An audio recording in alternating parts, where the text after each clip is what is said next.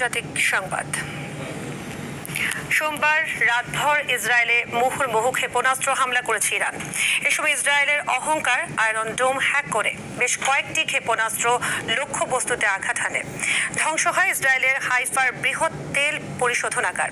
অন্যদিকে তেহরানের রাষ্ট্রীয় টেলিভিশন ভবনে হামলা চালায় ইসরায়েল। এদিকে তেহরান খালি করার হুঁশিয়ারি দিয়েছেন ডোনাল্ড ট্রাম্প। আর ইসরায়েলকে থামাতে ট্রাম্পের প্রতি আহ্বান জানিয়েছে ইরান। ইমতিয়াজ আহমেদের রিপোর্টে দেখুন বিস্তারিত।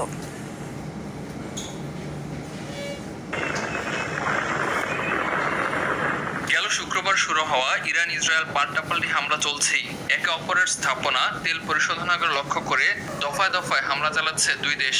মধ্য ইসরায়েলে বিমান হামলার সাইরেন বেজেই চলেছে। তেল আবিবের আকাশে বিস্ফোরণের শব্দ হওয়ার তথ্য নিশ্চিত করেছে বার্তা সংস্থা রয়টার্স। ইরানের ছোড়া ক্ষেপণাস্ত্র প্রতিহতে ইসরায়েলি বাহিনী প্রাণপণ চেষ্টা চালিয়ে যাচ্ছে। ইরান থেকে নিক্ষেপ করা ড্রোন ভূপাতিতের দাবি করেছে দখলদাররা। পাশাপাশি ইরানের হামলায় কোনো হতাহত হয়নি বলেও দাবি তেল আবিবের। অন্যদিকে তেহরানেও বেশ কয়েকটি জোরালো বিস্ফোরণের খবর পাওয়া গেছে। এতে করে আরও অর্ধশত মানুষ নিহত হয়েছে। সোমবার রাতে ইরানের রাষ্ট্রীয় টেলিভিশন IRIB-তেও ব্যাপক হামলা চালায় IDF। এছাড়া পশ্চিমাঞ্চলীয় কেরমানশাহ প্রদেশের একটি হাসপাতালেও চলে ক্ষেপণাস্ত্র হামলা।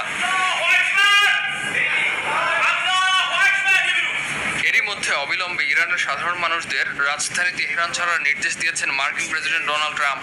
সোমবার নিজের সামাজিক মাধ্যম ট্রুথ সোশ্যালে দেয়া এক পোস্টে এই হুঁশিয়ারি দেন ট্রাম্প।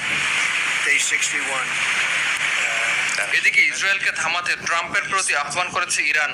দেশটির পররাষ্ট্রমন্ত্রী আব্বাস আরাকচি বলেন, যদি সত্যি প্রেসিডেন্ট ট্রাম্প চলমান সংঘাত থামাতে চান, তবে ইসরায়েলের উপর যুদ্ধবিরতির জন্য চাপ প্রয়োগই একমাত্র সমাধান। ইমতিয়াজ আহমেদ, RTV।